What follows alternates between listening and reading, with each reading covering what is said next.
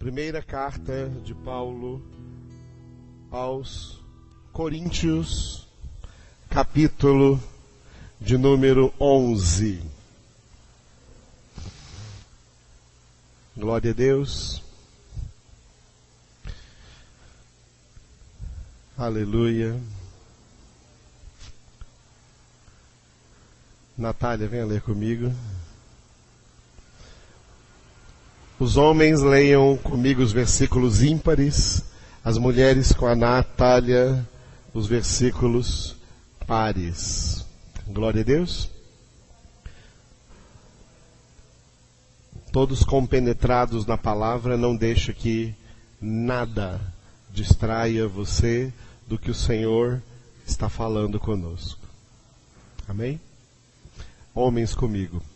Sede meus imitadores, como também eu sou de Cristo. De fato, eu vos louvo, porque em tudo vos lembrais de mim e retendes as tradições, assim como vô-las entreguei. Quero, entretanto, que saibais ser Cristo o cabeça de todo homem, e o homem o cabeça da mulher, e Deus o cabeça de Cristo. Todo homem que ora ou profetiza, tendo a cabeça coberta, desonra sua própria cabeça. Toda mulher, porém, que ora ou profetiza com a cabeça sem véu, desonra sua própria cabeça, porque é como se a tivesse rapada. Portanto, se a mulher não usa véu, nesse caso, que rape o cabelo. Mas, se lhe é vergonhoso o tosquiar-se ou rapar-se, cumpra-lhe usar véu. Porque, na verdade, o homem não deve cobrir a cabeça, por ser ele imagem e glória de Deus. Mas a mulher é glória do homem. Porque o homem não foi feito da mulher, e sim a mulher do homem. Porque também o homem não foi criado por causa da mulher, e sim a mulher por causa do homem. Portanto, deve a mulher, por causa dos anjos, trazer véu na cabeça, como sinal de autoridade. No Senhor, todavia, nem a mulher é independente do homem, nem o homem independente da mulher. Porque, como provém a mulher do homem, assim também o homem é nascido da mulher, e tudo vem de Deus. Julgai entre vós mesmos. É próprio que a mulher ore a Deus sem trazer o véu? Ou não vos ensina a própria natureza ser desonroso para o homem usar cabelo comprido? E que, tratando-se da mulher, é para ela uma glória, pois o cabelo lhe foi dado em lugar de mantilha. Contudo, se alguém quer ser contencioso, saiba que nós não temos tal costume, nem as igrejas de Deus. Nisto, porém, que vos prescrevo, não vos louvo, porquanto vos ajuntais não para melhor, e sim para pior. Porque, antes de tudo, estou informado, haver divisões entre vós, quando vos reúnes na igreja, e eu, em parte, o creio. Porque até mesmo importa que haja partidos entre vós, para que também os aprovados se tornem conhecidos em vosso meio. Quando, pois, vos reúnes no mesmo lugar, não é a ceia do Senhor que comeis. Porque ao comerdes, cada um toma antecipadamente a sua própria ceia, e há quem tenha fome, ao passo que há também quem se embriague. Não tendes, porventura, casas onde comer e beber? Ou menosprezais a igreja de Deus e envergonhais os que nada têm? Que vos direi? Louvar-vos-ei? Nisto certamente não vos louvo. Porque eu recebi do Senhor o que também vos entreguei, que o Senhor Jesus, na noite em que foi traído, tomou o pão. E tendo dado graças, o partiu e disse: Isso é o meu corpo, que é dado por vós, Fazei isso em memória de mim.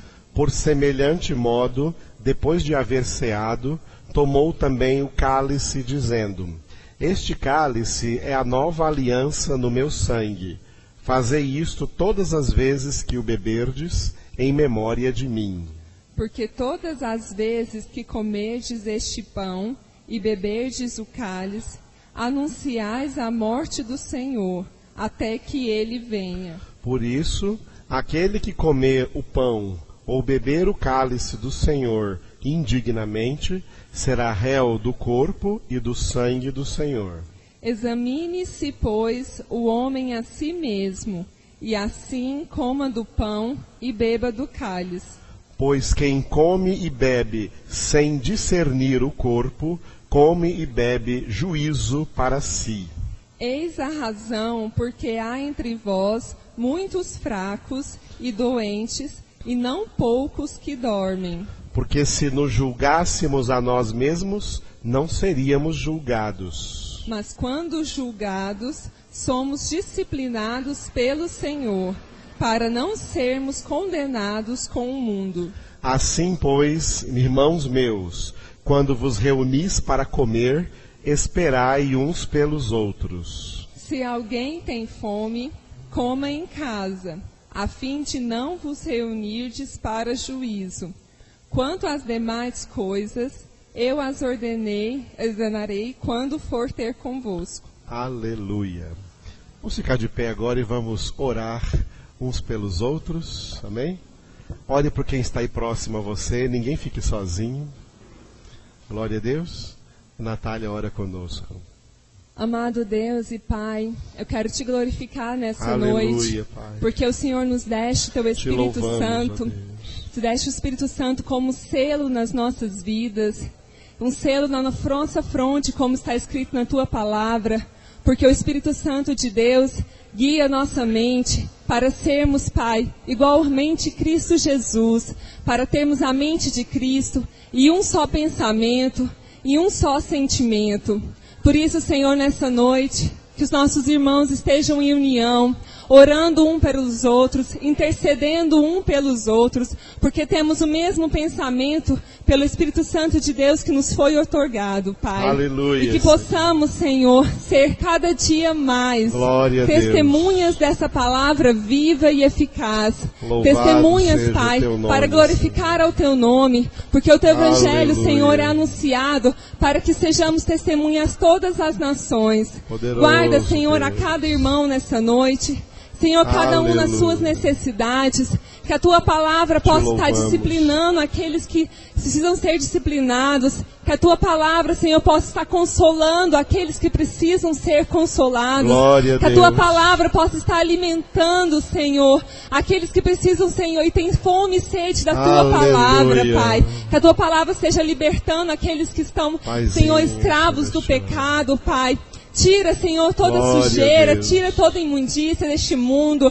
Lava-nos, Senhor, porque somos, Lava-nos. Senhor, Teus filhos, Pai. Aleluia. Lava-nos pela Tua palavra, porque a Tua palavra, Purifica-nos, Senhor, que ó nos Deus. liberta, a Tua palavra que nos limpa, Senhor. Sim, e que ó possamos Deus. a cada dia mais vivermos, Senhor, Glória unidos, a Deus. vivermos com um só sentimento, que sejamos, Pai, imitadores de Cristo Aleluia. Jesus, como filhos amados, Pai. Que tenhamos o Teu pensamento, que Glória busquemos a as Deus. coisas do Senhor, que meditemos na Tua palavra dia e noite, Poderoso que possamos, Pai, Deus. esperar em Ti para agir, para tomar decisões, que possamos estar, Senhor, Aleluia. firmados na rocha, que o nosso coração esteja firme no Senhor, independente das tribulações, Pai, que possamos Aleluia. estar fortalecidos no Senhor, Pai. É que eu te peço nessa noite, abra os nossos olhos para entendermos, Pai, o Teu propósito, abra os nossos ouvidos para ouvirmos essa palavra e sairmos daqui alimentados e fortalecidos pelo Senhor.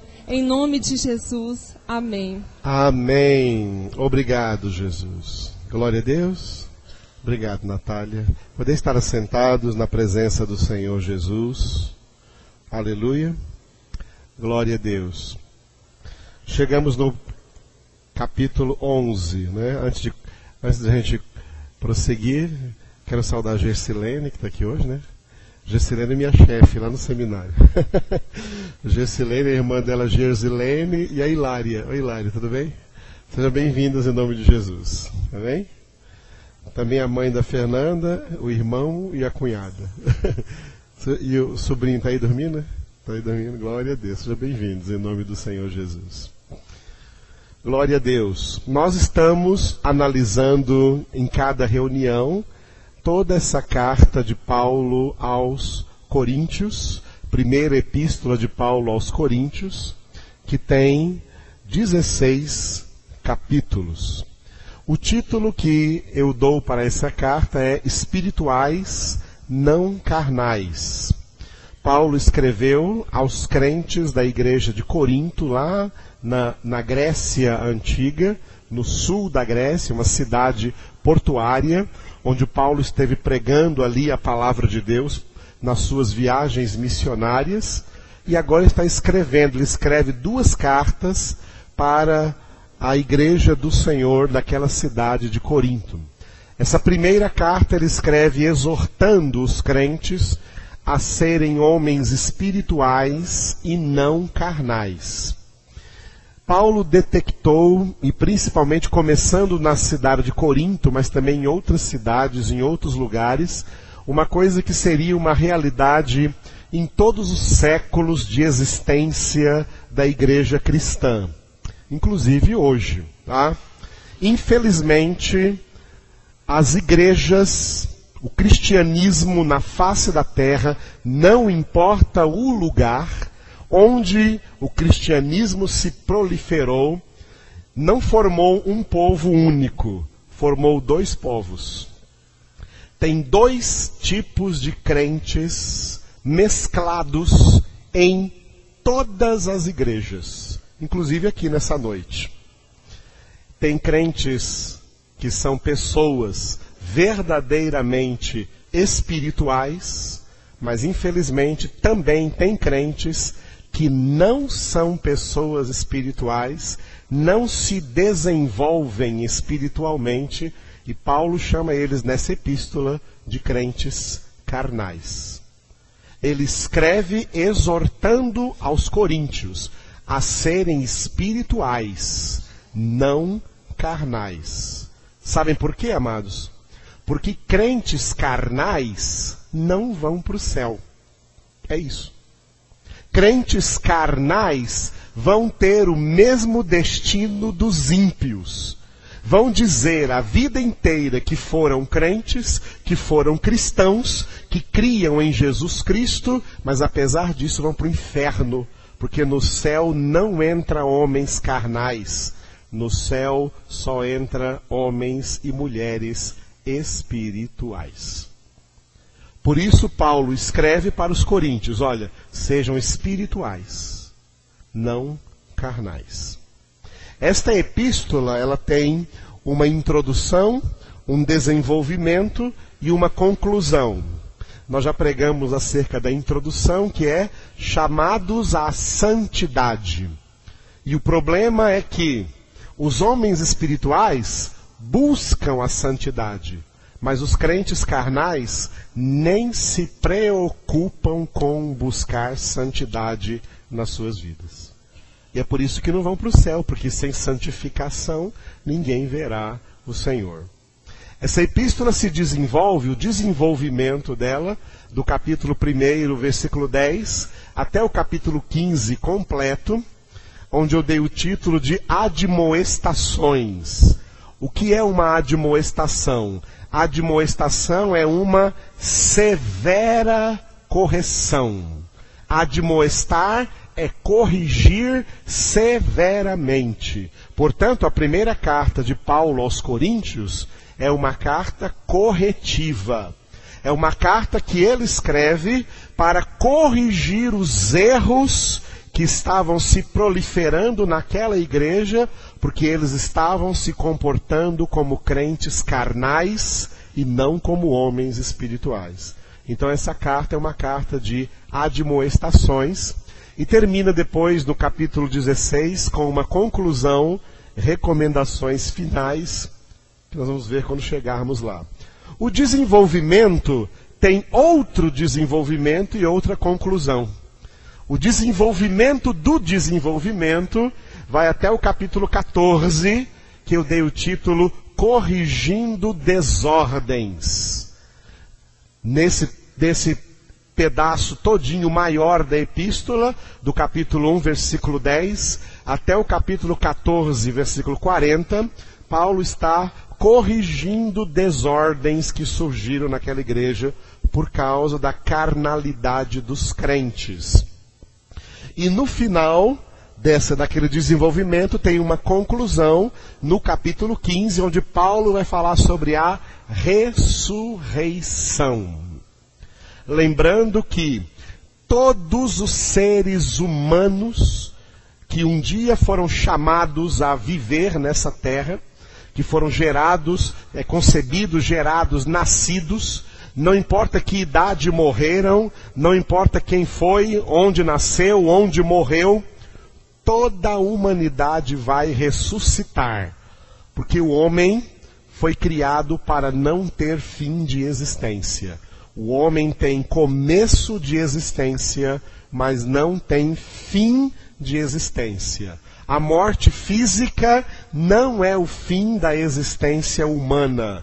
A morte física é apenas um momento transitório, em que o corpo se separa da alma por um tempo, mas ele vai juntar-se novamente, através da ressurreição. Haverá duas ressurreições. A primeira ressurreição é a ressurreição dos justos. A ressurreição daqueles que verdadeiramente viveram na terra como homens espirituais, mulheres espirituais, fiéis a Deus, fiéis à sua palavra, perseverando em Cristo Jesus na sua santificação durante toda a sua vida. E morreram. Eles vão ressuscitar primeiro para serem levados para a Nova Jerusalém. Mas haverá a segunda ressurreição. A segunda ressurreição é a ressurreição dos ímpios, aqueles que rejeitaram a palavra de Deus, não creram em Deus, e também, junto com eles, todos os crentes carnais, que não se santificaram, também vão ressuscitar na segunda ressurreição para serem lançados de corpo e alma no lago de fogo e de enxofre, no estado de eterna condenação. Isso aqui é só um resumo. Vou falar disso quando chegar no capítulo 15, tá bom? Estou só preparando vocês para o dia. No dia vocês vão ficar grudados nas cadeiras. Capítulo 15, a ressurreição. Esse desenvolvimento, corrigindo desordens, portanto, é a principal parte da epístola, que está dividida em duas partes. A parte 1 vai até o capítulo 8, que eu dei o título de repreensões, e a parte 2, do capítulo 9 ao 14, orientações. Existem pessoas que erram, que pecam por rebeldia. O que é pecado por rebeldia? É quando você peca sabendo que está pecando. Conscientemente você sabe que está pecando e faz mesmo assim. Isso é pecado por rebeldia. Todas as pessoas que pecam por rebeldia têm que ser repreendidas. E é isso que Paulo faz na parte 1. Agora tem muita gente que peca por falta de orientação. E aí então Paulo chega na parte 2 e traz orientações. Eles estão errando por falta de orientação. Então Paulo traz orientações para que eles não errem mais. Ok? A parte 1 nós já terminamos. Terminamos quarta-feira. Ontem à noite nós começamos na parte 2, no capítulo 9 ao 14, que é orientações. Então pula para a parte 2 agora. Lohane, pode pular. Isso. A parte 2 tem dois blocos, o bloco 3 e o bloco 4. A parte 1 tinha dois blocos também, bloco 1 e o bloco 2. A parte 2, desculpe, tem dois blocos, o bloco 3 e o bloco 4. O bloco 3 eu dei o título de congregação, e tem 3 capítulos, 9, 10 e 11. Capítulo 11 lemos agora. Esses 3 capítulos falam acerca da congregação da igreja, tá? Da congregação da igreja, coisas que a igreja reunida, Paulo tinha que corrigir ali nos Coríntios. E no bloco 4, que nós vamos começar nele, vamos terminar hoje, estamos terminando agora à noite o bloco 3, e o bloco 4 nós vamos começar na quarta-feira. Quarta-feira começamos o bloco 4, capítulos 12, 13 e 14, onde Paulo traz orientações acerca dos dons espirituais, quais são os dons espirituais e qual o seu uso no meio da igreja, no meio da congregação. Vamos ver isso a partir de quarta-feira. Hoje nós estamos encerrando o bloco 3. Esse bloco 3, ele tem uma introdução e um desenvolvimento. A introdução é o capítulo 9, que nós vimos ontem à noite, os ministros de Deus. Qual é o perfil dos ministros de Deus colocados à frente do rebanho do Senhor? Que hoje nas igrejas se resumem só 3 tipos: diáconos, presbíteros e bispos. Presbítero e pastor é a mesma coisa. Biblicamente, presbítero é pastor, pastor é presbítero, é a mesma coisa. Tem igrejas que fazem diferenças. Errado. Não existe na Bíblia essa diferença. Diáconos, presbíteros e bispos são ministros que Deus coloca à frente do rebanho do Senhor para servirem de modelo, de exemplo para o rebanho. A maioria são pastores. O desenvolvimento do bloco 3 fala não mais dos ministros, fala agora dos membros da igreja, do que devem os membros da igreja fazer, como devem viver, como devem agir. E esse desenvolvimento tem 2 capítulos, o capítulo 10 e o 11. Vimos o capítulo 10 de manhã. De manhã nós vimos o capítulo 10, Paulo trazendo a lembrança para a igreja da antiga congregação de Israel. Como que a antiga congregação dos judeus, dos israelitas, o povo de Deus do Antigo Testamento, como que eles, mesmo com toda a assistência e ação de Deus na vida deles, eles falharam, eles pecaram muito, eles erraram muito, e está escrito lá no capítulo 10 que Deus não se agradou da maioria deles. Ok? Para a igreja não seguir o mesmo exemplo negativo. Paulo escreve o capítulo 10, fazendo uma comparação, colocando Israel como exemplo para a igreja não seguir o mau exemplo de Israel e ser um mau povo de Deus.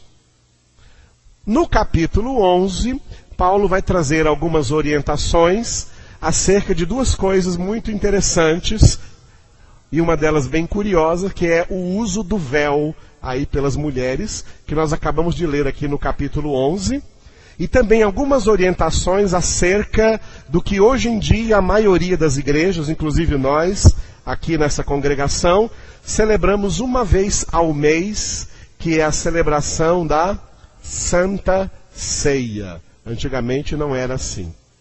O capítulo 11 trata disso, e com esse capítulo 11 aqui, nós encerramos o bloco 3. Quarta-feira, vocês venham, não faltem, que nós vamos começar o bloco 4 a falar acerca dos dons espirituais. Amém? Vamos encerrar então o bloco 3 aqui, nesse capítulo 11, com essas 2 orientações que Paulo vem trazendo. Paulo começa esse capítulo 11 dizendo algo muito espiritual e tremendo. Ele diz no versículo 1, sede meus imitadores, como também eu sou de Cristo. Repitam vocês.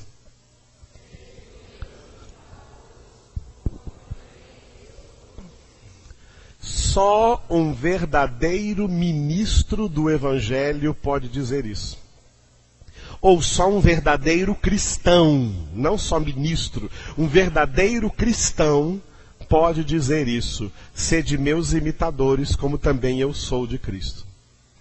Quando Paulo se coloca como modelo e diz, sede meus imitadores, ele está selando o seu ministério como um ministério verdadeiro, como um ministério sincero. Quem já ouviu por aí algum pregador em algum lugar dizer assim, para as pessoas, não olha para mim não, olha para Jesus. Quem já ouviu? Levanta a mão. Já ouviu alguém falar isso? Não olha para mim não, olha para Jesus. O pregador que fala isso não pode pregar. O pregador que fala isso não pode pregar. Porque se ele não pode ser um modelo daquilo que ele está pregando, é melhor que ele não pregue. E tem muita gente por aí pregando que eu digo, não os imitem. Não sejam imitadores deles. O verdadeiro pregador do Evangelho deve ser alguém que possa dizer, olhem para mim. Como é que alguém vai olhar para Jesus?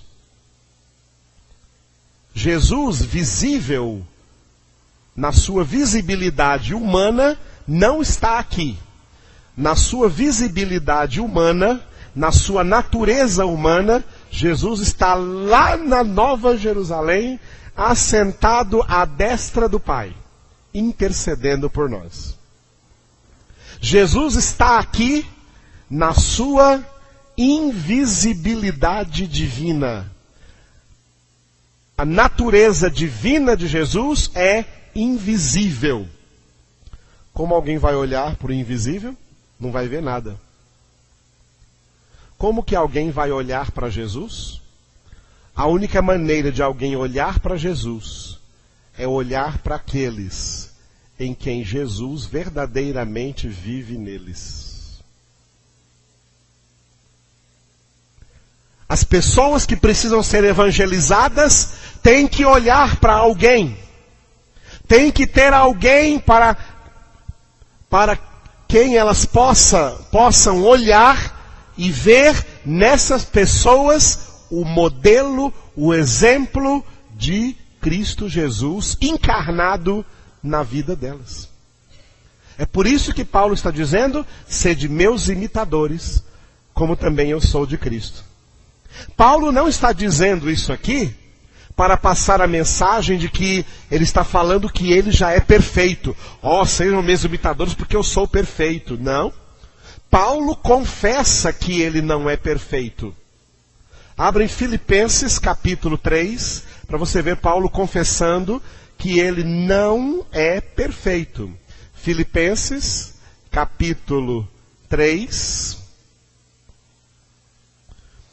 Filipenses capítulo de número 3, a partir do versículo 13. Olha o que Paulo vai dizer aqui no versículo 13. Filipenses 3:13. Irmãos, quanto a mim, não julgo havê-lo alcançado, mas uma coisa faço, esquecendo-me das coisas que para trás ficam, avanço para as que diante de mim estão. O que Paulo não alcançou ainda? Ele não alcançou ainda a perfeição. Veja o versículo 12, versículo anterior. Versículo 12. Não que eu o tenha já recebido, ou tenha já obtido a perfeição, mas prossigo para conquistar aquilo para o que também fui conquistado por Cristo Jesus. Está vendo Paulo dizer? Paulo está confessando aqui, eu não alcancei a perfeição, mas eu prossigo porque eu quero alcançar. Por isso, quando alguém diz, sede meus imitadores, não está dizendo, sede meus imitadores porque eu sou perfeito. Não. Sede meus imitadores porque eu estou perseverando no caminho da perfeição, porque eu sou alguém que olho, que prossigo para o alvo que eu quero ser santo como Deus é santo. E essa pessoa, então, ela é um modelo. E por isso Paulo diz, sede meus imitadores, como eu sou de Cristo Jesus. Glória a Deus. Então ele coloca para a comunidade, ele se coloca para a comunidade como um modelo, como uma referência. E infelizmente, amados, o cristianismo de hoje, o cristianismo odierno, o protestantismo atual, carece de referenciais. Infelizmente, tem muita gente pregando por aí que é uma vergonha ao Evangelho de Cristo Jesus. Infelizmente. São pessoas que não devem jamais ser imitadas. Carece de referencial. Por isso que o capítulo 9 tratou de ministros. Porque ministros de Deus são levantados por Deus para serem referencial. Vamos ver Pedro falando sobre isso? Pegue na primeira carta de Pedro, lá no final da sua Bíblia, primeira carta do apóstolo Pedro, capítulo 5, os primeiros versículos. Primeira carta de Pedro, capítulo 5, primeiros versículos. Nesses versículos, vocês vão ver que presbítero e pastor é a mesma coisa. Rogo, pois, aos presbíteros que há entre vós, e Pedro, que era apóstolo, se apresenta também como presbítero. Eu, presbítero como eles. E testemunha dos sofrimentos de Cristo, e ainda coparticipante da glória que há de ser revelada. 2 pontos. Versículo 2. O que Pedro manda os presbíteros fazerem? Leiam vocês só a primeira frase. Pedro manda os presbíteros pastorear. Então presbítero é pastor. Pastoreai o rebanho de Deus que há entre vós. Como que eles devem pastorear? Não por constrangimento, mas espontaneamente, como Deus quer. Nem por sorte da ganância, mas de boa vontade. Agora veja o 3. Nem como dominadores dos que vos foram confiados, antes tornando-vos modelos do rebanho. Vamos resumir aqui numa frase. O que é um pastor? Pastor é modelo de ovelha. Modelo de ovelha. Isso é ser pastor.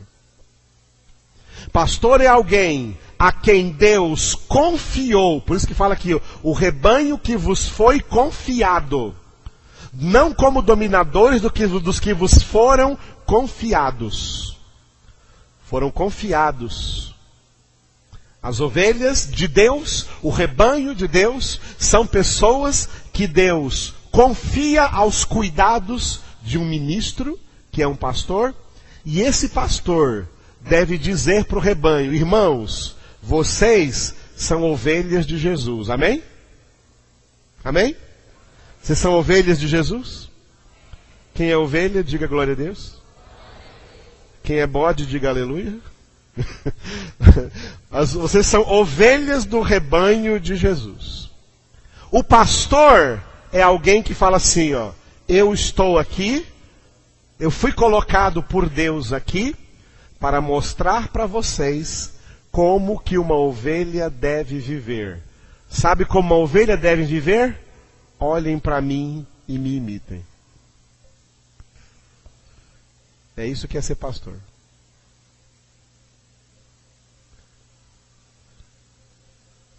É por isso que tem falsos pastores por aí, que não são ovelhas, que são lobos disfarçados de ovelhas, e que não poupam o rebanho, e vão prestar altas contas com Deus. Muito bem, então Paulo está falando Paulo está falando em 1 Coríntios 11, sede meus imitadores, como também eu sou de Cristo, porque ele é um verdadeiro pastor, é um verdadeiro ministro. Aleluia. E ele vem falar aqui de coisas aos coríntios, tá? De coisas aos coríntios, no capítulo 11, de algumas orientações. A primeira delas é bastante curiosa, porque ele vai tratar aqui do versículo 3, capítulo 11, versículo 3, até o versículo 14, não, 15, isso, até o versículo 15, pelo menos, acerca do uso do véu, que o homem, quando orar, não deve cobrir a sua cabeça. Que o homem também, no versículo 14, é desonroso para o homem usar cabelo comprido. Está vendo aqui? Versículo 14, desculpe. Versículo 14. Ou não vos ensina a própria natureza ser desonroso para o homem usar cabelo comprido? O homem não deve orar com a cabeça coberta. Ele tem que descobrir a sua cabeça e não deve ter cabelos grandes, tem cabelo comprido, mas cabelo curto. E as mulheres devem usar o seu cabelo, quando pode, como véu, ou no lugar, se não tem cabelo para isso, coloca então um véu, usar um véu. Por que Paulo está colocando essas coisas e vocês todos estão tudo olhando para mim com cara de curioso? Né? E vocês sabem que existem igrejas hoje, até igreja que a gente chama assim, carinhosamente, né? Igreja do véu. Aquela igreja é a igreja do véu, porque as mulheres usam véu. Amados, em primeiro lugar, nós temos que entender o contexto histórico para quem Paulo escreveu essa carta. Antes do contexto histórico, vamos ver o contexto bíblico. Em toda a Bíblia Sagrada, contando o Antigo Testamento e Novo Testamento, vocês poderiam me citar um outro livro da Bíblia, um dos outros 65, menos 1 Coríntios, que fale sobre as mulheres usarem véu?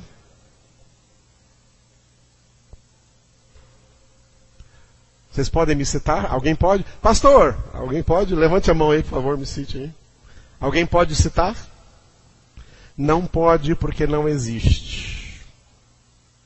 Esse capítulo 11 é o único lugar na Bíblia que se tocou nesse assunto. Esse assunto não foi falado nem pelo apóstolo Paulo em nenhuma de suas outras epístolas. Não foi falado do véu só aqui em 1 Coríntios 11 e mais em lugar algum. Por que ele está falando sobre isso aqui em 1 Coríntios 11? Agora vamos recorrer ao contexto histórico. Se você ler o livro dos Atos dos Apóstolos, todas as viagens de Paulo, aonde quer que ele chegava, e também quando ele chegou em Corinto, o primeiro lugar onde ele ia pregar eram nas sinagogas judaicas. Depois de evangelizar um número certo de judeus que se convertiam ao cristianismo e via que os outros judeus se endureciam e não queriam se converter, então Paulo passava a pregar aos gentios que jamais foram judeus. Mas quando ele ia pregar aos gentios, ele já levava com ele aqueles judeus que haviam se convertido. E assim as igrejas do primeiro século eram misturadas entre judeus e gentios, pessoas que não eram judaicas. E as pessoas que eram judaicas mantinham no cristianismo certos costumes do judaísmo. O judaísmo tem costumes que não são bíblicos, porque são costumes que começaram a nascer entre o Antigo e o Novo Testamento. Quando acabou o Antigo Testamento, no livro do profeta Malaquias, até chegar Mateus, o Evangelho de Mateus, que começa com o ministério de João Batista, com a vinda de Jesus, duraram 400 anos. Nesses 400 anos, os judeus, por exemplo, construíram sinagogas. No Antigo Testamento não tem sinagogas. E quando Jesus aparece no Novo Testamento, tem sinagogas no Novo Testamento, espalhadas por todos os lugares. De onde surgiram as sinagogas? Surgiram nesse período em que os judeus, com medo da sua religião se perder na história, nos conflitos, nas guerras, nas conquistas das nações sobre eles, para não perderem sua identidade judaica, eles adquiriram vários costumes judaicos que eles viviam dentro de suas pequenas comunidades chamadas de sinagogas. Foram nessas comunidades que os judeus, homens, começaram a usar em cima da cabeça um paninho, um chapeuzinho redondo, já viram isso? Que em hebraico chama-se kippar, e em latim se chama solidel, e até os bispos e o Papa católico aí usam esse chapeuzinho na cabeça, que em latim se chama solidel. Solidel significa somente a Deus, que eles só tiram aquele chapeuzinho para Deus. Por isso chama solidel. Aí o Papa, quando vai rezar a missa, ou o sacerdote judeu, quando vai, o rabino judaico, quando vai pregar lá na sinagoga, ele tira o chapeuzinho, ele tira o kippar, ele tira o solidel, porque eles criaram a doutrina de que o homem não pode orar a Deus com a cabeça coberta. Então eles tiravam o kippar da cabeça na hora de orar, e quando saía da hora, quando terminava a reunião na sinagoga, como o bispo católico ou o papa hoje, quando acaba a missa, ele volta a colocar na cabeça o solidel, o chapeuzinho. Isso não é bíblico. Isso não é bíblico no Antigo Testamento, não existe nenhuma coisa, nenhuma doutrina nos Levíticos ensinando isso. Portanto, isso surgiu nesse período de 400 anos entre o Antigo e o Novo Testamento. Enquanto que as mulheres, os judeus, orientavam que elas não podiam ir para a sinagoga sem usar o véu sobre a cabeça. O que foi depois também imitado pelo catolicismo nas freiras. Já viram freiras católicas usando um véu, o véu da freira? Tá? O catolicismo imita muitas coisas do judaísmo. Por isso que as santas católicas, você pode ver as imagens das santas católicas, todas usando o véuzinho na cabeça. Porque elas imitaram isso do judaísmo, como também o solidel dos bispos e do Papa. É uma imitação de um costume judaico. Quando essas pessoas de Corinto, os judeus de Corinto, quando receberam Paulo nas sinagogas de Corinto e se converteram, eles vieram para o cristianismo usando essas coisas. Os homens usando o chapeuzinho, que na hora de orar eles tiram, e a mulher usando o véu. E quando começou a encher as igrejas de gentios que não tinham esses costumes, houve alguns conflitos. E nesses conflitos, os apóstolos orientaram tanto judeus como gentios a serem mais tolerantes uns com os outros. Que os gentios adotassem algumas coisas para não escandalizar os judeus, e que os judeus renunciassem a algumas coisas para não escandalizar os gentios. E é só por isso que Paulo, nesse capítulo 11, está falando do uso dessas coisas, que depois que a igreja proliferou no mundo ocidental, naturalmente se caiu em desuso. Hoje em dia, esse uso do véu não tem nenhuma aplicação. Por quê? Se for para usar o véu quando orar, ou para o homem tirar o chapéu quando for orar, a doutrina acerca de oração no Novo Testamento é orai sem cessar. Então não tira o véu nunca. Entenderam? Orai sem cessar. Porque Deus é onipresente. Deus não está só aqui onde nós estamos reunidos. Deus está em todo lugar. Portanto, a lição que nós tiramos hoje aqui é: o importante disso não é usar véu ou deixar de usar véu, ou isso, ou chapéu, ou isso, aquilo, mas ter uma vida de reverência diante de Deus. Aleluia. Ter uma vida de reverência diante de Deus. E uma vida de reverência é uma vida onde as pessoas procuram viver com maior simplicidade, com maior modéstia, sem vaidade, com todo respeito diante de Deus, na maneira de se vestir, na maneira de se cuidar, na maneira de se aparentar, porque lembre-se que você, ao se aparentar para alguém nesse mundo, você tem que transmitir um modelo, um referencial de santidade, de filho de Deus, de filha de Deus.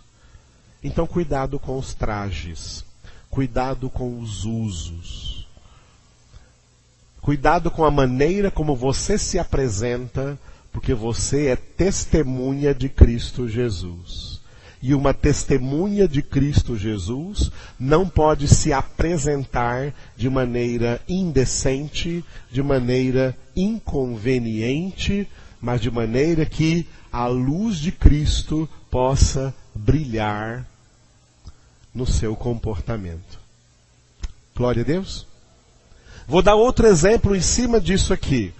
Se criou aí, no mundo ocidental, o costume de que pastor obrigatoriamente tem que estar de paletó, terno, gravata. Eu estou? Olha eu aqui. Quem foi que falou isso?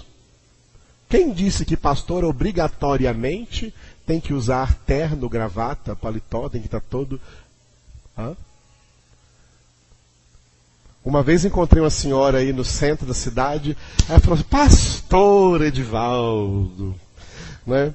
Eu acho muito difícil para mim entender que o senhor é um homem de Deus, porque um homem de Deus tinha que estar com terno e gravata. Eu falei para ela assim, sabe o que eu falei para ela? Irmã, sabe o que eu vou fazer com a senhora? Vamos lá para Brasília, vamos lá para o Congresso Nacional, para a Câmara a Câmara dos Deputados, para o Senado, porque a senhora vai se sentir muito feliz lá, porque lá vai estar cheio de homens de Deus. Se o que faz o homem de Deus é terno e gravata, então lá está cheio.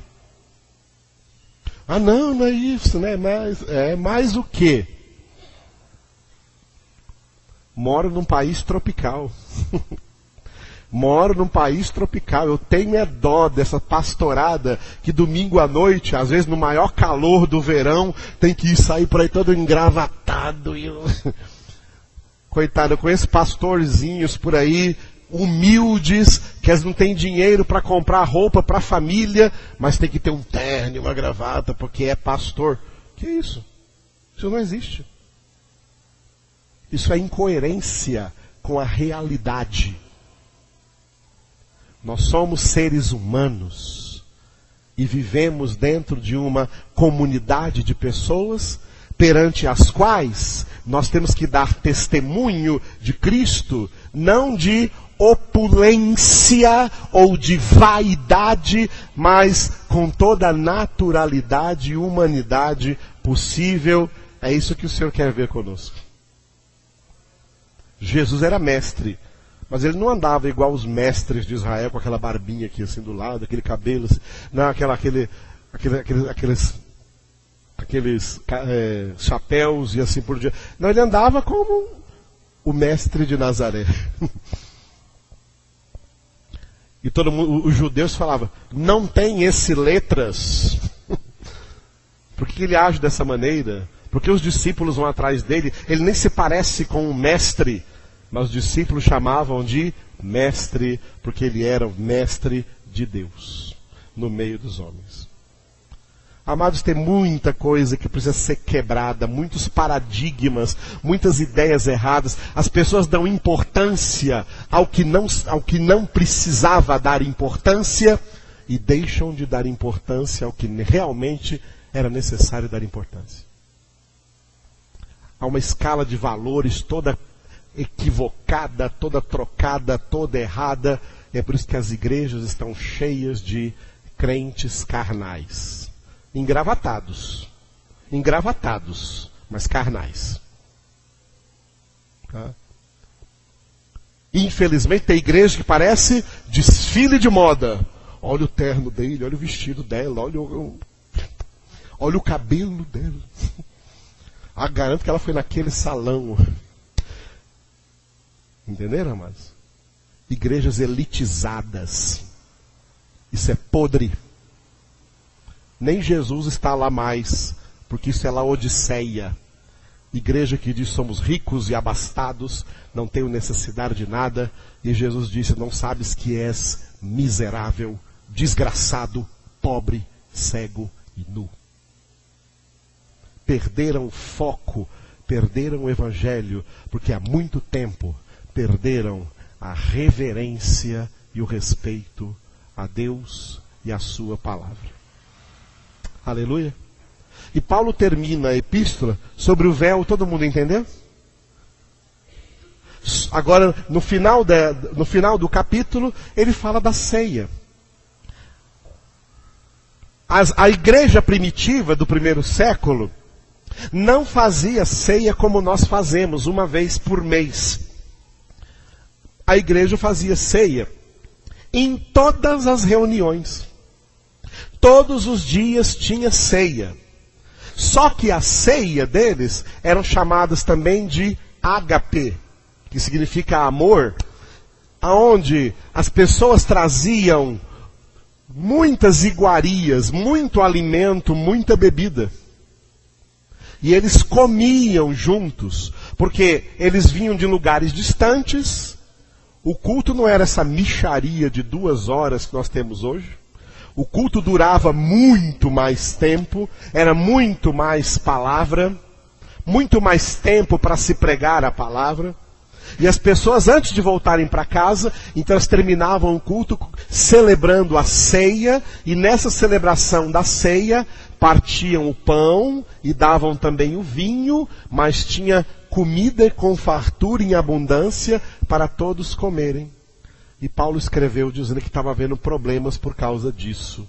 Havia comilões, havia gente que não respeitava os outros, pulava na frente dos outros, e tinha até gente bebendo demais, se embriagando, saindo bêbado da ceia.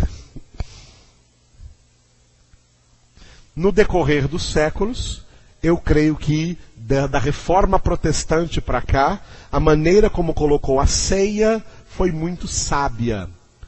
Que na ceia a gente usa o pedacinho do pão e um pouquinho do suco de uva, nem do vinho nós tomamos posse, mas o suco de uva, para que não haja nenhuma referência ao alcoolismo.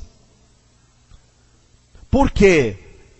E mais nenhum tipo de alimento, para que ninguém pense que a ceia é um lugar para se encher a barriga, mas é uma celebração memorial do corpo e do sangue de Jesus Cristo, que representam a palavra de Deus.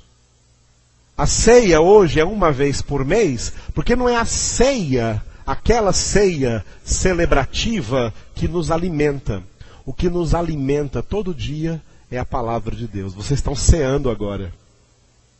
Vocês estão ceando agora. Quando você ora com a palavra, lê a Bíblia, medita na palavra na sua casa, como nós recomendamos aqui, seguindo o modelo do homem do Salmo número 1, que medita, que tem o seu prazer na palavra do Senhor e nela medita de dia e de noite, alguém que se alimenta da palavra, porque, como Jesus disse, não só de pão viverá o homem, mas de toda a palavra que procede da boca de Deus. A palavra de Deus é o alimento. E ele se fez simbolizar. Jesus fez a palavra ser simbolizada na Santa Ceia que ele instituiu. E que hoje nós celebramos uma vez por mês. E o que significa alguém comer a ceia indignamente ou comer a ceia dignamente? É muito simples, irmãos. Quem come a ceia indignamente são aqueles que dizem que estão lendo a Bíblia, dizem que estão meditando na palavra, dizem que estão ouvindo a palavra, mas não estão vivendo como igreja de Deus, não estão discernindo que a sua vida é parte do corpo de Cristo, não estão discernindo o corpo de Cristo, não vive como crente. Pensa que essa ceia que está comendo vai salvá-lo? Não, essa ceia vai selar a sua condenação. Por quê? Está dizendo que é crente com os lábios, mas não está vivendo com a vida. Esse povo me honra com os lábios, mas seu coração está longe de mim, por isso em vão me prestam culto e em vão participam da ceia. Comer a ceia indignamente significa isso. Dizer que é crente e não viver como crente. E comer a ceia dignamente significa alguém que está meditando na palavra de Deus e lutando e se esforçando para colocar em prática na sua vida. Está lutando para ser santo, está vivendo então dentro da vontade de Deus. Este come a ceia dignamente. Glória a Deus. Amados, isso é simples. Por isso são coisas dentro da congregação e são coisas referentes a cada membro da igreja. Eu vejo como assim o cúmulo do absurdo. Tem gente que falta na ceia. Por quê? Porque não vai cear. Se vier, não vai cear. Se não cear, vai ficar falando assim, todo mundo vai ficar me olhando, por que fulano não ceou? Então, ao invés de deixar o pecado para poder cear, ele deixa a congregação. É uma incoerência total. Eu só vou lá de novo quando eu puder cear. Isso aí é uma hipocrisia, uma incoerência. Não é assim. Se você está em pecado, confessa e deixa e arrepende e seja santo e volta para Cristo Jesus de coração e vem cear, nem que seja chorando, dizendo: Senhor, tem misericórdia da minha vida, porque eu quero ir para o céu. Aleluia. Glória a Deus. Muito bem, terminamos assim o bloco 3, com essas orientações. Quarta-feira começamos o bloco 4, não falte, sobre os dons espirituais. Vamos agora orar um momento. Feche os seus olhos. Pense em tudo que o Senhor quis falar no seu coração nessa noite, com essas orientações. Especialmente em um ponto: na reverência.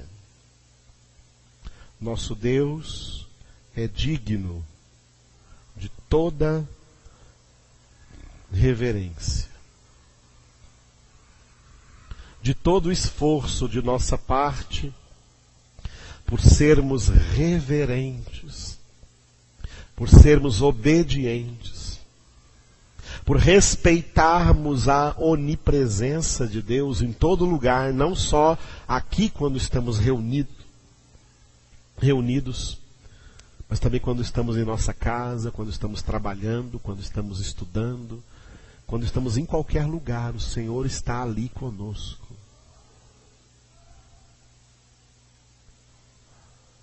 Ó Deus, ó Espírito Santo de Deus, ensina-nos a reverência, ensina-nos a amar o nosso Deus de todo o nosso coração. Obrigado porque o amor de Deus é derramado por Ti, Espírito Santo, em nossos corações. Para podermos amar a Deus de todo o coração, de toda a alma, de todo o entendimento, de todas as nossas forças. És Tu, Espírito Santo, que escreves a palavra de Deus, não mais em tábuas de pedras, mas em tábuas de carne, isto é, nos nossos corações, para que vivamos de acordo com os critérios de santidade do Senhor. Ó Todo-Poderoso Deus, Senhor Jesus Cristo, Verbo de Deus, Palavra de Deus, Pão vivo do céu para o nosso alimento. Ó Espírito Santo que intercede de dentro de nós com gemidos inexprimíveis, orando ao Pai pela nossa santificação. Renova a nossa mente, Senhor. Santifica-nos. Muda nossas atitudes. Muda nossos comportamentos. Muda nossos procedimentos. Muda nossas palavras, nosso jeito de falar, de viver, de agir. Que cada dia sejamos mais imitadores de Cristo Jesus. Que cada dia sejamos mais parecidos com Cristo Jesus. Porque é assim que seremos recebidos na glória. Toca, Senhor, nossas vidas e leva-nos a viver de maneira coerente com o Teu Evangelho, com a Tua Palavra. E em cima disso tudo, Senhor, Tu conheces as necessidades de cada um dos que aqui estão presentes. Tanto necessidades físicas, como materiais, ou também emocionais, e principalmente espirituais. E Tu és poderoso, Pai, para suprir a cada uma dessas necessidades em Cristo Jesus. Venha suprindo, ó Deus, porque Tu és o nosso pastor, nós não sentiremos falta de nada. Tu és o nosso provedor, pronto para prover a cada necessidade real que nós temos, especialmente do Senhor. Toca, Senhor, em cada um e enche-os com Teu Espírito Santo, com a Tua misericórdia, com a Tua graça.